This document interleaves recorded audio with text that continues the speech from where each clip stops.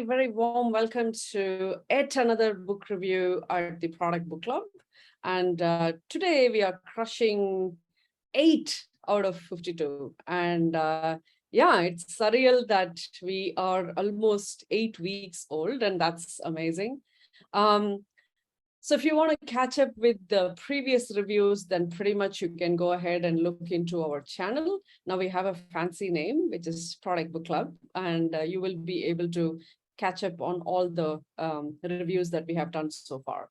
So today we will be reviewing Your Brain at Work, in case anybody is wondering how to overcome, distractions and regaining focus and how to be more productive using this magnificent meat machine that you have in your head, then this book is for you. If you're a knowledge worker and if you have brain, then you cannot miss this review, in all honesty. So thank you so much for being here. And if you're wondering, like, what is our schedule looking like? The entire schedule is populated and is available in our website, and you will be able to go and see this fabulous view of what book comes next. And if you're tuned into these reviews, we keep letting you know what is coming next. So there you go. We use a homegrown method called 10 by 30. And this is basically 10 big ideas. From any book, we will be able to extract 10 big ideas and trying to deliver it to you under 30 minutes. That's the whole idea behind 10 by 30. So the best way to imbibe all these ideas is all by reading it yourself. The next best way is to come to this review. And if you don't have 6-7 hours to read a book, then you should be able to spend 30 minutes. And our sprinters are here to really tell it to you, story tell it to you in such a way that it's going to be, super easy for you to really grab the book. In one sense, we are better than the authors when we story tell. Yeah, believe us. Today, we will be reviewing Your Brain at Work, and let me pass it on to the sprinters and take it away, folks, and let us know how we can use our brain better. Thank you, Karti. Welcome, everyone. Thanks for joining us for the review of this wonderful book called Your Brain at Work. So although this book club we have is for product managers, but this book doesn't matter whether you are working, you are a student, you are a product manager or a program manager. As Karti said, if you have a brain, this book is for you. So with this thought, let us get started. So as the title explains, this book is called Your Brain at Work. It is about our brain, how it works when we are at work. So it has multiple meaning. And this book is by Dr. David Rock, who holds a professional doctorate in neuroleadership neuroscience and works with large organizations to help them improve their performance. Coming to why we read this book, as we said, in short, improve your performance. But to be more specific, if you want to enhance your problem solving abilities, you want to get better at decision making, you want to keep yourself calm when you are in pressure situations, you want to improve your relationships with your peers or co-workers, and lastly, if you're in leadership position and you want to facilitate and bring about change in your organization, this book is for you. So what does this book cover?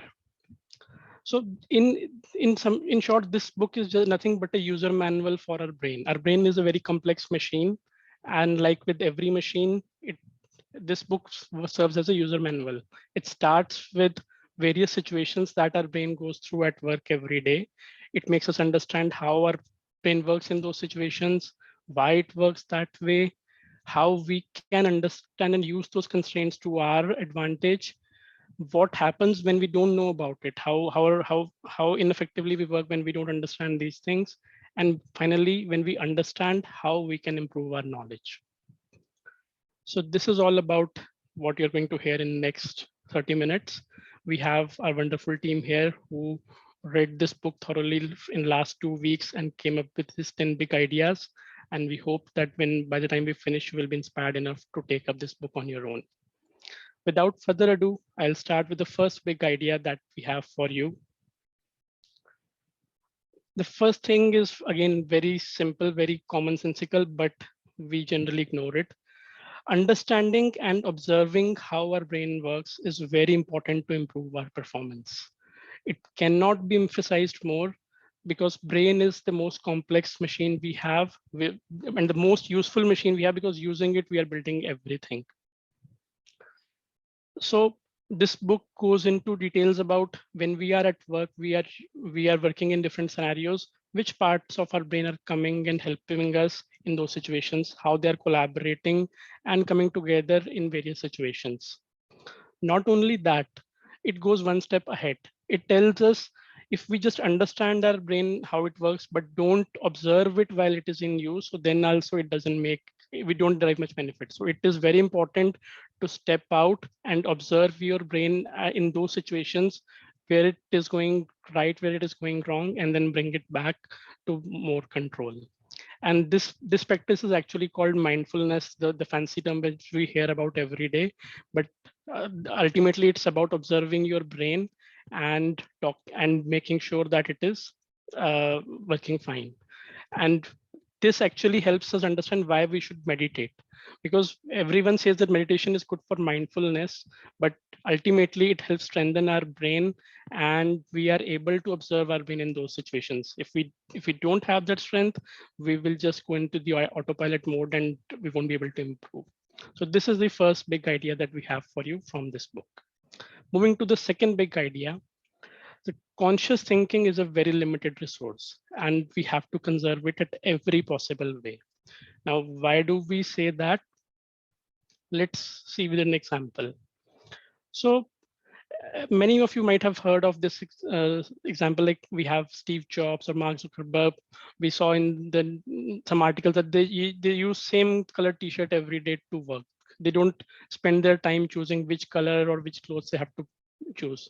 And just when we reflect on our lives, so we spend most of the time thinking, okay, what clothes we want to wear, what food we want to eat. We keep changing things every day, but by the time the real time comes to make some important decisions at work or personal life, we are already trained. So why this happens, you will get to know next. We have seen how brain works, all the regions of the brain, but this small part of the brain, prefrontal cortex, this is the region which is responsible for all the conscious working of the brain.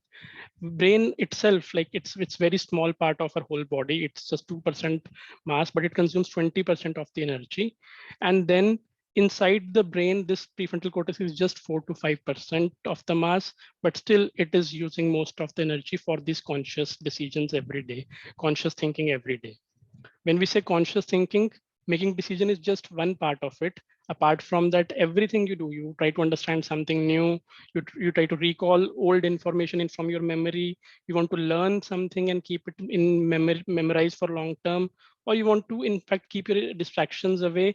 Everything is done consciously, and we have to spend energy.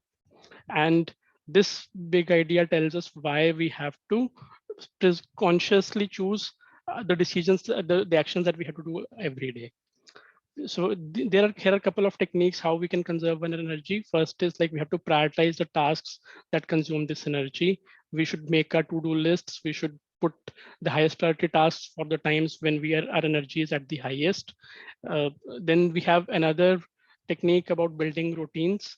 Why we keep hearing that we should build routine, but why we have to do that? Because routines work in an autopilot mode. They don't use prefrontal cortex. They don't consume energy. So when you repeat some activity, say for 21 days or 1 month, automatically the part of the brain which comes into play, it starts taking over. The routine part takes over and prefrontal cortex use gets reduced. So these two ways you can reduce the consumption of energy.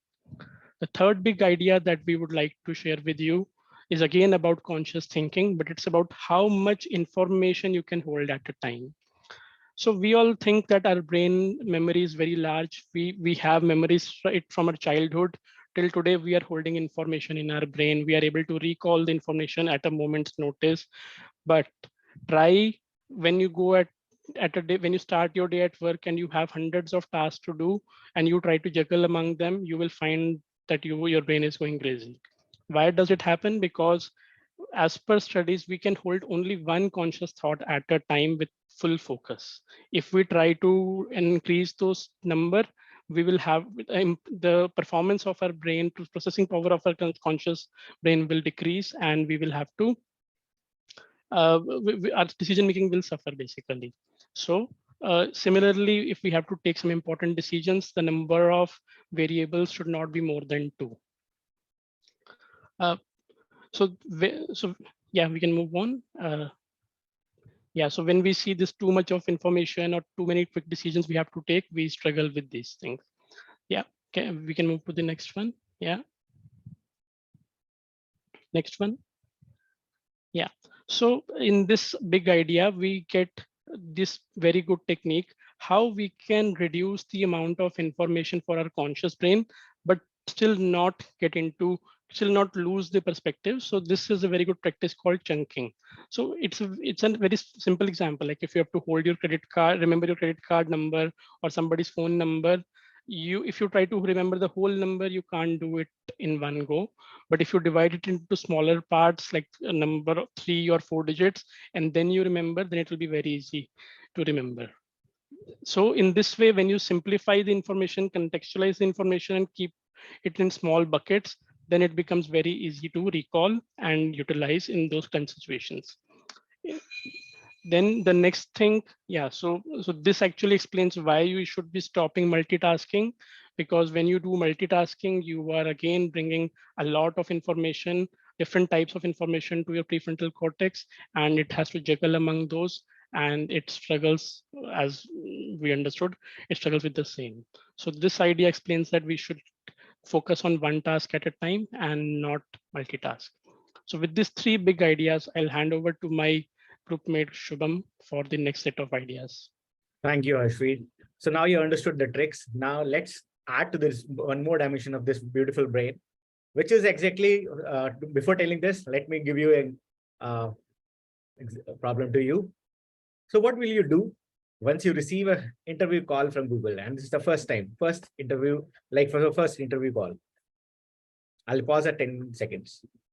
Okay. So you start predicting everything, especially it happens with me personally in real life.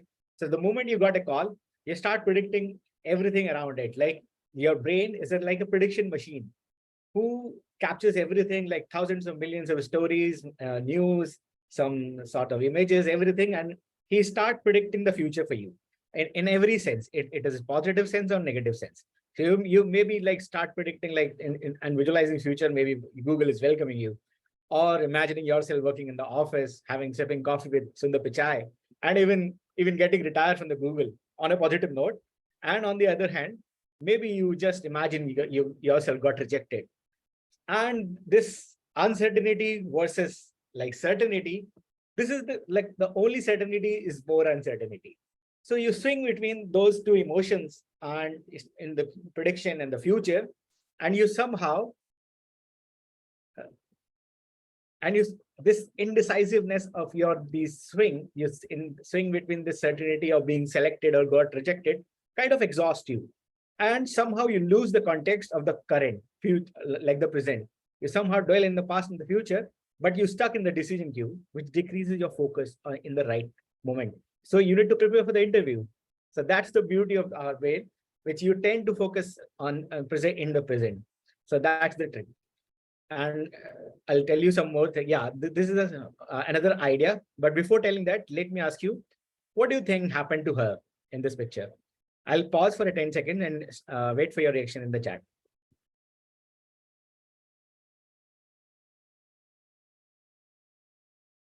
She is crying for her dog, sneeze. She is happy.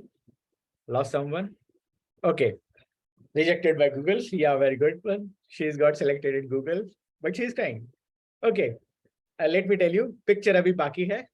Let's go to the picture. So it's a wedding day, folks. And looking at the earlier picture, you might have seen your perception has built something different. But nazar ko badal do, nazara badal jayega. Change the perspective and the picture will change. Here, the perspective will play a very important role with our brain. So in the ever sense of context, can you go to the next slide? So this is a big idea called as, and the author coined the term called reappraisal. So this reframing is a cognitive change strategy to stay positive. So whatever is the situation, you can change your whole perspective and the thing. Next link. So like one thing you can always control with your behavior of this brain, you can interpretation of this meaning of the situation will change everything. So it's like half full versus half empty kind of situation. But you can always like trick with your brain, like reinterpreting and renewing, normalizing your fears, normalizing your experience, reordering your thoughts and like emotions, and reposition yourself, reposition your perspective and thoughts. So these are some tips and tricks which author gives you to try to balance the situation and reevaluate and rethink. Thank you. Over to uh, next screen. I have to unmute myself. Yes. Right. Okay, folks. One of the big ideas from the book is to figure out, are you a friend or a foe? I mean, when you remember this moment, you met someone and something was off. I mean, at least all the women in the group can understand this, right? So you meet somebody new and you can see that something is right or something is wrong. You immediately start bucketing, are they your friend or are they your foe, right? And this is because your brain is making the connections and wants to see that this is somebody you can trust, or somebody you can lean upon, or this is somebody you can start keeping a distance from. These connections is what your brain is telling you to keep you safe. These are evolutionary ways that the brain has evolved. Now, this is also kind of helping you, wire your behavior towards them, because sometimes you might be wondering, okay, if I have to interact with this person, then I have to behave a certain way. You're guarding yourself and you're putting out that armor. But if you are friends with them, you can completely relax and do better things. And these cues are especially lost in a remote work environment, and they are not available for successful collaborations. So how do we actually improve them, or how do we actually make sure this is working? You can improve your relatedness, or you can make sure that people can collab with you better by actually doing these simple things. You can maintain eye contact, you can nod and listen in an engaged way, or you can just start working on your simple communication skills. And if you can socialize around an activity, your collaboration among your peers and all of them will be improved. So instead of judging them and putting them into a bucket, try these methods to actually improve your collaboration skills within your workplace. Moving on to the next big idea, it is about fairness. So I have a question around this. Do you remember the feeling after contributing or donating to a local NGO, right? If you do remember that feeling, what did you actually feel? Put that down in the chat and I would love to see your responses. For that, I have to exit to see. Just a sec. I'll read it Feels for good. you. Yeah, sure, Kathy. Yes, thank you. Feels purposeful, less of a sinner, felt nice, awesomeness, feels good. Yes. No, thanks for sharing the responses. And I'm pretty sure we can all feel at one level, we're feeling that, okay, we're taking care of something. We are being fair to the people that, are needed and need our help, right? Your brain actually rewards itself when you contribute meaningfully. And that's what's exactly happening in this situation. Even if you contributed money, or you contributed time, your skill, or you did anything, exactly, your brain tells you, congrats, you deserve this, you did a good job, and it rewards itself. Why did this happen? Because evolutionarily, when we could not store a huge piece of food in one place, because we did not have fridges and coolers to store the food and it shouldn't go bad, we would share and give this food to others in our community. And once you actually shared and gave this food to other people, you will start to notice who was actually sharing more or who was actually sharing less. This has sort of become the detectors of who's good with certain sharing or who is not. Essentially, this means that you have to be good at detecting liars or cheaters, and you're keeping tab of who is willing to share or who is not. Now that there's no need for, storing food in one singular place, because we all have fridges at home and we have great places to store our food. It travels from Thailand. If you want a dragon fruit, now it travels from Thailand to India. You have all of that taken care, but you still have to be good at detecting liars or cheaters. And if you are good at it, you have an evolutionary advantage. And how do you use this in the workplace? How can you be fair in a workplace so that you can make sure that you're contributing, at the same time making sure that you don't feel that you're cheated or you're taken for granted? You design, educate, and monitor behaviors. What does this mean? This means that you can share what is it that you can give, you keep giving, and you, as leaders, you can design certain behaviors around it. Make sure people can kind of, have learn and share sessions. Make sure that people can educate each other on something. Make sure that you monitor as a leader that, hey, there's something happening here. Or if you tolerate it, that means that you're okay with the unfairness that is being shared. This is one of the most easiest ways to feel contributed, not just by going and working in an NGO, but if you want to feel good at your work, educate and train your people out there. And finally, give, give, give. Whether you write content or you write on LinkedIn or you push something out at work, and if you help a colleague at work, give. Don't expect first, just give. And then your brain will reward you saying you've been fair and you've done your best, right? Now with this, I'm moving on to the next idea. Hey Shruti, welcome on to the next idea. Yeah.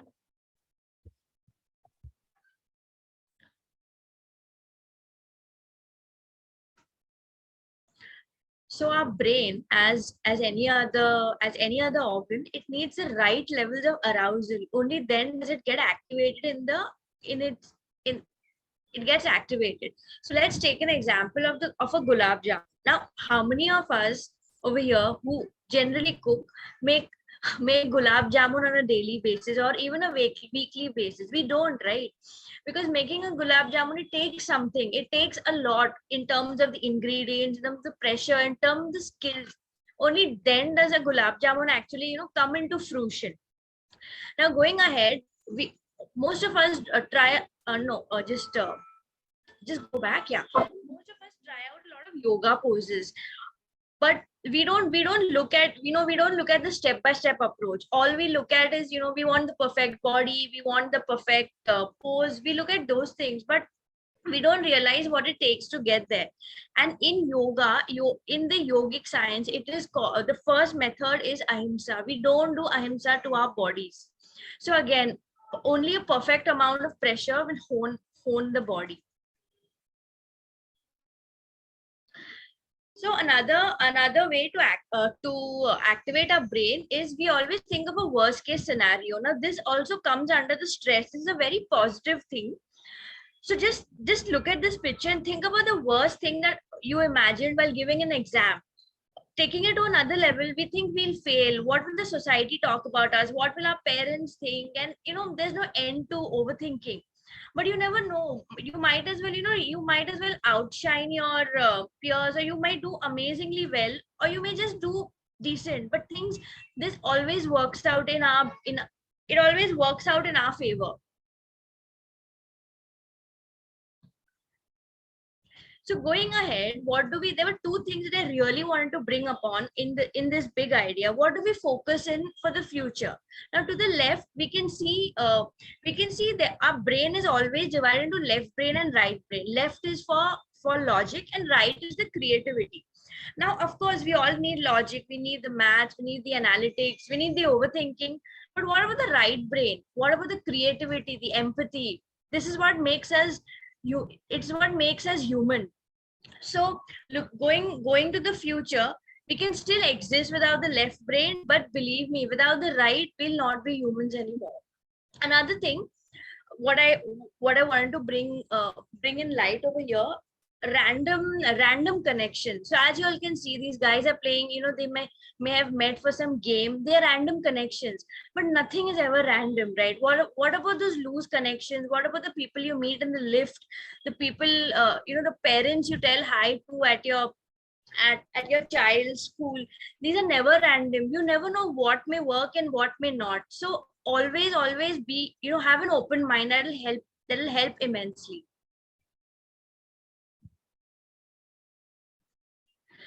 Yeah, another thing that I wanted to highlight was always have a director mentality. What I mean by this is we often get indulged in very small petty things without looking at the larger point of view. But it is super important to look at everything from a third person point of view. It's not easy, of course, but we can get there. This brings in a lot of wisdom, and this is, if you all remember, this is exactly the kind of feedback that we receive from our loved ones. They don't see any fight or any argument from in a bad way. They always just very calm about it. Thank you, Shruti, for extending, and all the speakers before speaks me. Like now, this is the last mile where I want to summarize kind of thing. So what should you do? This beautiful thing called brain as a machine. It has so many tips and tricks, and like how to control it, like how to train your brain, even change your brain. So change is very hard because you have grown till now, and there are a lot of things happen to you, a lot of areas of memories which you never realize, never use, which tend to so over focus or overburden.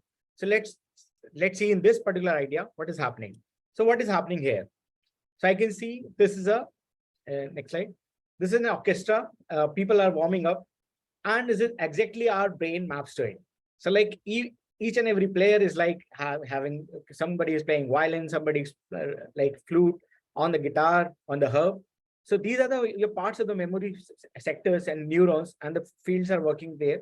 And if everybody will be in a sync when you focus. So when you focus, this new music will start playing. So everybody focus with the director in the middle, and orchestra will warming up, and finally, moving on to the next slide. Finally, when you focus, millions of neurons fire together, and as one, you complete the map and you stay focused. So the simply will follow, and the music will play in your brain. So that's the key, where you need to start focusing on certain things, where, and if you can't lose this, if you lose this focus, next slide, please. So even if this is the root cause of even a memory loss, they have like not studied well, but there is a prediction. When you can't focus on, and your neurons don't fire together, not making a complete sense of picture and connect the dots, that's where it's the main cause of memory. So keeping the attention onto the focus, getting your train your brain kind of focused, make it a habit, make it like habit, a change. If you want to change, keep a regular practice of focusing your brain. There are some tips. Next slide. So to change your brain, start focusing on regular as an activity, which will on a longer term change your brain. Like you can start playing a yoga, playing a guitar, or practicing yoga. So that kind of give you relief, give you a sense of balance, and it will give you will try to shape it in whatever way you want. Thank you.